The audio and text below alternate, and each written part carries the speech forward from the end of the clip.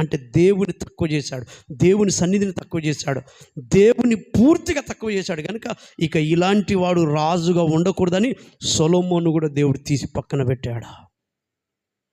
దేవుని విసర్జిస్తే దేవుడు చూసి చూసి చూసి ఆయన కూడా విసర్జించడం ప్రారంభిస్తాడు.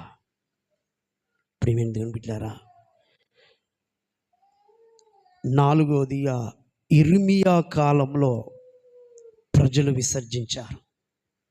వాళ్ళు ఇర్మియా కాలంలో ప్రజలు విసర్జించినందుకు 4 శాపాలు తెచ్చుకున్నారండి. వాళ్ళు ఒకటి కాదు, 2 కాదు, 4 రకాల శాపాలు వాళ్ళని వెంటాడాయి ఇర్మియా కాలంలో.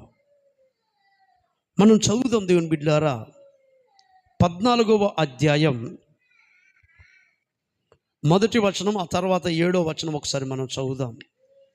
కరువు కాలమున జరిగిన దాని గూర్చి ఇర్మియాకు ప్రత్యక్షమైన యెహోవా. ఒక కరువు వచ్చింది. ఆ కరువు వచ్చినప్పుడు ఇర్మియాకు దేవుడు చెప్తున్నాడు, ఒక కరువు కాలంలో ఇర్మియాకు ప్రత్యక్షమై యూదా దుఃఖించుచున్నది, యూదా అనే ప్రజలు దుఃఖించుచున్నారు, దాని గుమ్మములు అంగలార్చుచున్నవి, దాని గుమ్మములు కన్నీరు పెట్టి ఏడుస్తున్నారు, జనులు విచారగ్రస్తులై నేలకు వంగుదురు, యెరూషలేము చేయు అంగలార్పు పైకెక్కుచున్నది, యెరూషలేము చేసే అంగలార్పు పైకెక్కుచున్నది, వారిలో ప్రధానులు బీదలు రాగా వారిని నీళ్లకు పంపుచున్నారు. చూసారండి, నీళ్లు చేదుకోవడానికి ఎక్కడికో పంపుతున్నారు. అంతటి భయంకరమైన కరువు.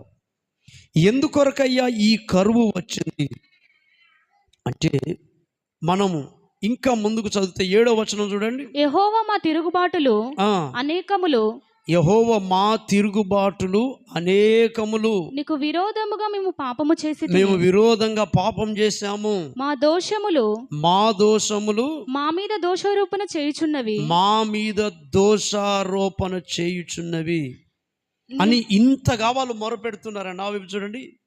ఇంత ప్రాధేయపడి అడుగుతున్నారు కదా, ప్రభువా మేము పాపం చేశాం, మేము ద్రోహం చేశాం, మేము అపనమ్మకస్తులం అని ఇంతగా ప్రాధేయపడినా కూడా మరి దేవుడు క్షమించవచ్చు కదండి.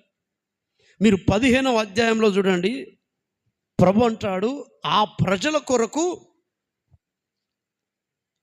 మోషే సమూయేలు ప్రవక్తలు ఇద్దరు మంచి ప్రార్థన, వారిద్దరు వచ్చి ప్రార్థన చేసిన వాళ్ళ గురించి ప్రార్థన చేస్తే అసలు నేను విననంటాడు దేవుడు. 15వ అధ్యాయం 1వ వచనం చూడండి. అప్పుడు యెహోవా నాకు ఇలాగూ సెలవిచ్చెను, మోషే సమూయేలు నా ఎదుట నిలువబడినను, ఈ ప్రజలను అంగీకరించుటకు